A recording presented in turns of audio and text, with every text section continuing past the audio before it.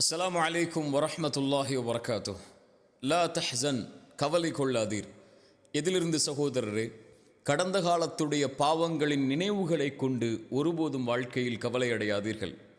மனிதர்களாக பிறந்த எல்லோரும் பாவம் செய்யக்கூடியவர்கள்தான். எல்லா மனிதரும் விதிவிலக்கில்லாமல் மறக்க முடியாத, மன்னிக்க முடியாத, இழிவடையக்கூடிய பாவங்களை கூட எல்லா மனிதர்களும் அவர்களுடைய வாழ்க்கையில் செய்யக்கூடியவர்கள்தான்.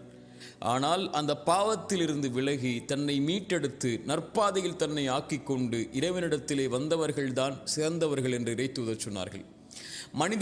மனிதர்களில் சிலர் நல்லவர்களுடைய பாதையை பாவத்திலிருந்து மீண்டு தேர்ந்தெடுத்ததற்கு பிறகு என்றாவது ஒரு நாள், நான் இப்படியெல்லாம் பாவம் செய்தேனே, குற்றம் செய்தேனே, அநீதம் செய்தேனே, இறைவனிடத்திலே நான் இப்படி குற்றவாளியாக இருந்தேனே, இப்போது நல்லவர்களாக நான் வாழ்ந்தால் மட்டும் என்ன ஆகப் போகிறது என்ற கவலை அடைந்தாலோ, அல்லது அவன் செய்த பாவத்தை குறித்து மனிதர்களில் சிலரோ அல்லது பலரோ அவனை கை நீட்டி, நீ இப்படி பாவம் செய்தவன், அநீதம் செய்தவன், குற்றம் செய்தவன், உனக்கெல்லாம் இறைவனுடைய பாதையில் இருப்பதற்கோ இப்படி நல்லவர்களுடைய பாதையில் தேர்ந்தெடுத்து வாழ்வதற்கோ என்ன தகுதி உண்டு என்று அவனுடைய உள்ளத்தை உடைக்கும் போதோ அவன் கவலை அடைந்து தன் வாழ்வு இனிமேல் நற்பாதையில் எதற்கு என்ற சிந்தனையில் ஆக்கிக் கொள்கிறான்.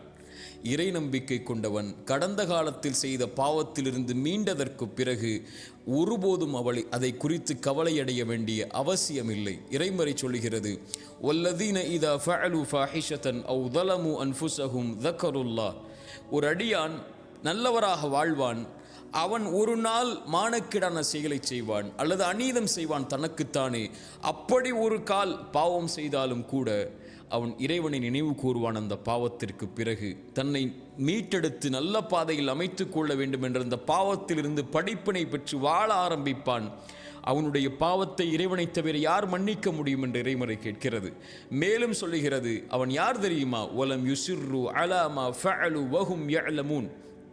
பாவத்திலிருந்து ஒருவன் மீள்கிறான் என்றால் அவன் முதலிலே மனதிலே உறுதி கொள்வான், அந்த பாவம் என்று, இனிமேல் அந்த பாவத்தின் பக்கம் நெருங்க மாட்டேன் என்று.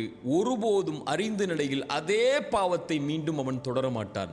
இப்படி நற்பாதையில் இருக்கக்கூடிய எவரும் கடந்த கால பாவத்தை குறித்து கவலையடைய வேண்டிய அவசியமில்லை. ஏனென்றால் அவர் செய்த பாவமே அவருடைய வாழ்வில் இல்லை முன்னால். இறைமுறை சொல்லுகிறது, இல்லாமன் தாப வ ஆமன வ அமில அமலன் சாலிஹன். யார் இறைவனிடத்திலே பாவ மன்னிப்பை கேட்டு இறைவனை நம்பிக்கை கொண்டு நல்ல பாதையில் தன்னை ஆக்கிக்கொண்டு நல்ல செயல்பாடுகளை செய்ய ஆரம்பித்து விட்டாரோ, ஃபஉலாயிக யுபத்திலுல்லாஹு ஸய்யிஆத்திஹிம் ஹஸனாத். அவன் செய்த பாவங்கள் அனைத்தையும் இறைவன் நன்மைகளாக மாற்றிவிட்டான். அவ்வளவுதான். அவன் செய்த பாவங்களுடைய சுவடே அவன் வாழ்வில் கிடையாது. பாவ மன்னிப்பை கேட்டு, இறைவா என் பாவத்தை மன்னித்து விடு, இப்படி அநீதம் செய்திருக்கிறேன், இப்படி குற்றம் செய்திருக்கிறேன், இழிவடையக்கூடிய பாவங்களை கூட சுமந்திருக்கிறேன், யா அல்லாஹ் நான் மனிதன், பலகீனமானவன், என்னை மன்னித்து உன் இறைவனிடத்திலே வந்தால் இறைவன் முதலிலே அவனை அழைத்து அரவணைத்து கொண்டு அந்த பாவத்தை முதலிலே மறைக்கிறான். அதற்கு பிறகு இறைவன் மன்னிக்கிறான். அதற்கு பிறகு இறைவன் அந்த பாவத்தை அவனுடைய வாழ்விலிருந்து நீக்குகிறான். அதற்கு பிறகு இறைவன் அந்த பாவங்களை நன்மைகளாக ஆக்கி அவனை நல்லவர்களுடைய பாதையில் இறைவன் தேர்ந்தெடுத்ததற்கு பிறகு ஒருபோதும் இறைவன் அந்த பாவத்தை குறிக்க மாட்டான். அவன் இந்த உலகத்தில் இருந்தாலோ அல்லது மறுமையில் எழுப்பப்பட்டாலோ பாவ மன்னிப்பு கேட்கப்பட்ட பாவம் ஒரு காலும் இறைவனிடத்திலிருந்து கேள்வியாக வராது. சுப்ஹானல்லாஹ். இப்படி பாதையை ஆக்கி கொண்டவன் ஏன் கவலை அடைய வேண்டும்? ஆனால் இறைவன் மறைத்த பாவத்தை அவனோ அல்லது இறைவன் மறைத்த பாவத்தை ஒரு அடியான் செய்திருக்கிறான். பாவம் இறைவன் அதை மறைத்து விட்டான் என்றால் மனிதர்களில் சிலரோ பலரோ இவன் பாவம் செய்தவன் என்று இறைவன் மறைத்த பாவத்தை வெளிப்படுத்தினால் அது மிகப்பெரிய பாவம். இறைத்தூதர் ஸல்லல்லாஹு அலைஹி வஸல்லம் சொன்னார்கள், இறைவன் எல்லோர்களையும் மன்னிப்பான் இவர்களை தவிர. ஒரு மனிதன் இரவிலே பாவம் செய்திருப்பான், காலையில் வந்து மனிதர்களிடத்தில் மகிழ்ச்சியாலோ அல்லது கவலையாலோ, நான் இப்படி பாவம் செய்தேன், இதை செய்தேன் பாவமாக, இரவிலே இதை செய்தேன் என்று இறைவன் மறைத்த பாவத்தை அவன் வெளிப்படுத்துவான். இவரை இறைவன் ஒருபோதும் மன்னிப்பதில்லை என்று இறைத்தூதர் சொன்னார்கள். அவனே அவன் பாவத்தை இறைவன் மறைத்ததை வெளிப்படுத்தினால் இறைவன் மன்னிக்க மாட்டான் என்றால், மனிதர்கள் ஒரு மனிதன் செய்த பாவத்தை இறைவன் மறைத்திருந்தால் அதை வெளிப்படுத்தக்கூடியவர்களாக இருந்தால், என் சகோதரனே, சகோதரியே, பயந்து கொள். இறைவன் ஒரு மனிதருக்கு ஒரு பாவத்தை மறைத்திருந்தால் அதை வெளிப்படுத்தும் போது, இறைத்தூதர் ஸல்லல்லாஹு அலைஹி வஸல்லம் இடத்திலே காமிதியா என்ற குலத்திலிருந்து ஒரு பெண் வருகிறார்கள். வந்து சொன்னார்கள், இறைத்தூதர் சபையில் இருக்கிறார்கள், நான் விபச்சாரம் செய்து விட்டேன், தண்டனையை கொடுங்கள். இறைத்தூதர் சொன்னார்கள், பெண்ணை என்ன சொல்கிறாய்? நீ பாவ மன்னிப்பை கேள், இறைவன் மன்னிப்பான், மறைப்பான், சாட்சிகள் இல்லை, ஏன் நீனாக வந்து ஒப்புக்கொள்கிறாய்? விலகிச் செல் என்று இறைத்தூதர் அனுப்பிவிடுகிறார்கள். இறைத்தூதரிடத்தில் அந்த பெண் சொன்னார்கள், இறைத்தூதரை ஒரு தோழரை இது போல் அனுப்பினீர்கள், அதுபோல் என்னை அனுப்பலாம் என்று நினைக்காதீர்கள். நான் தண்டனையை பெறுவதற்காக என் குற்றத்தை வெளியே சொல்கிறேன். என் வயிற்றிலே கரு இருக்கிறது, குழந்தை இருக்கிறது. இறைத்தூதர் சொன்னார்கள், நீ செய்த பாவத்திற்கு குழந்தையின் தண்டனையை பெற வேண்டும், முடியாது, நீ குழந்தை பெற்றெடுத்ததற்கு பிறகு வா. குழந்தை பெற்றெடுத்ததற்கு பிறகு வந்தார்கள். பால்குடி மறந்ததற்கு பிறகு வா.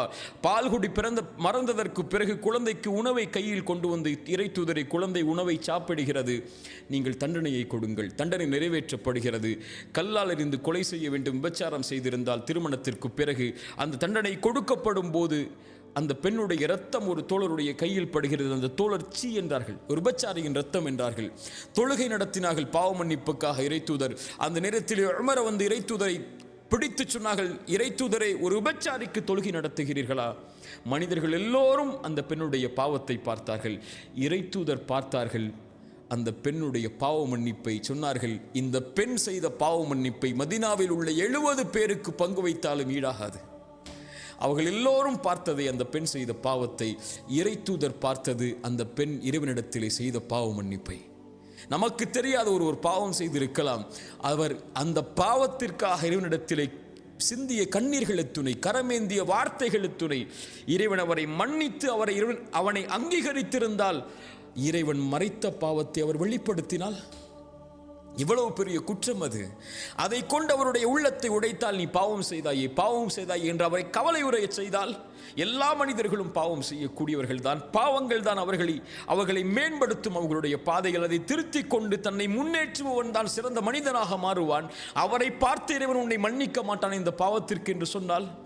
இறைத்தூதர் ஸல்லல்லாஹு அலைஹி வஸல்லம் சொன்னார்கள், 2 மனிதர்கள் உண்டு, அதில் ஒருவர் நல்லவராக இருந்தார், ஒருவர் பாவியாக இருந்தார்.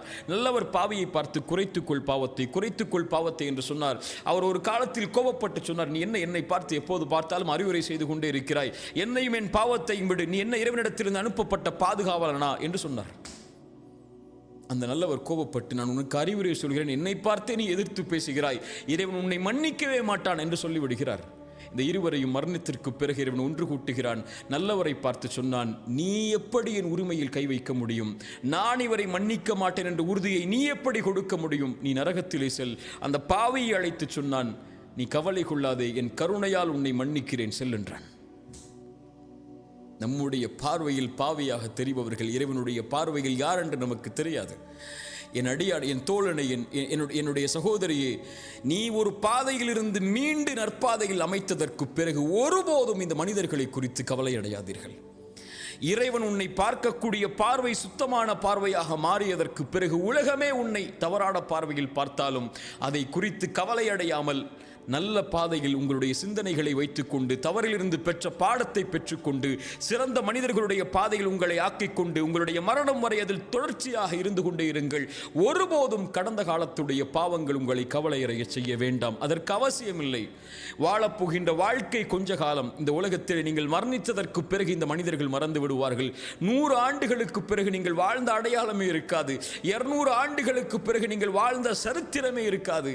இப்படி உலகமே உங்களை மறந்து விடும் போது நீங்கள் ஏன் கடந்த கால பாவத்தை நினைத்து எதிர்காலத்தை அழித்துக் கொண்டிருக்கிறீர்கள்?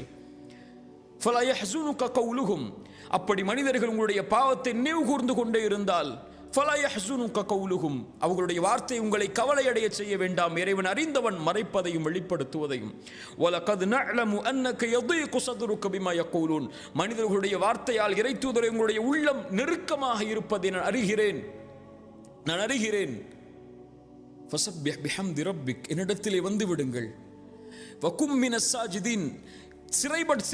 சிறந்தாழ்த்தி விடுங்கள் எனக்கு முன்னால். இறைவா, நான் பாவம் செய்தேன் தான், நான் அதிலிருந்து வெளியே வந்து விட்டேன், நல்லவராக மாற முயற்சி செய்கிறேன், அந்த பாதையில் இருக்கிறேன். ஆனால் மனிதர்கள் என்னை குறை பேசுகிறார்கள், என் பாவம் என்னை உறுத்துகிறதே அல்லாஹ், என் உள்ளத்தை திடப்படுத்து, உறுதிப்படுத்து என்று இறைவனிடத்திலே சரணடையுங்கள். இறைவன் உங்களுடைய கவலைகளை நீக்குவான். உங்களுக்கு எதிராக வரக்கூடிய வார்த்தைகளை இறைவன் ஒன்றுமில்லாமல் ஆக்குவான். லா தஹ்சன், கவலை அடையாதீர்கள் ஒருபோதும் கடந்த கால பாவத்தை நினைத்து. 3 பேர் இறைத்தூதருடைய காலத்தில் போரிலிருந்து பின்தங்கினார்கள் உலக காரணங்களால். இறைவன் அவர்களுக்கு தண்டனையை கொடுத்தான். அவர்களை ஒதுக்கி வைக்கும்படி இறைத்தூதருக்கு கட்டளையிட்டான். அவர்களுடைய உள்ளம் நெருக்கமானது, உலகம் அவர்களுக்கு நெருக்கமானது. அவர்கள் தங்களையே அழித்துக் கொள்ளலாம் என்ற எண்ணம் கூட அவர்களுக்கு ஏற்படும் அளவிற்கு இதயம் அவர்களுக்கு நெருக்கமானது. ஆனால் அவர்கள் சரணடைந்தார்கள். இறைவனை தவிர வேறு யாரும் எனக்கு வழி இல்லை என்று இறைமறை சொல்லுகிறது. அவர்கள் இறைவனை தவிர யாரும் இல்லை எங்களுக்கு என்று இறைவனிடத்திலே கரமேந்தி வந்தார்கள். இறைவன் அவர்களை மன்னித்தான், அவர்களை ஏற்றுக்கொண்டான். ஆதம் தவறு செய்தார். அதற்கு பிறகு வலக்கது கர்ரம்னா பனி ஆதம், ஆதமுடைய சந்ததிகள் அனைத்தையும் அவர்களுடைய பாவ மன்னிப்புக்கு பிறகு இறைவன் கண்ணியமாக்கினான், ஆதமை கண்ணியமாக்கினான்.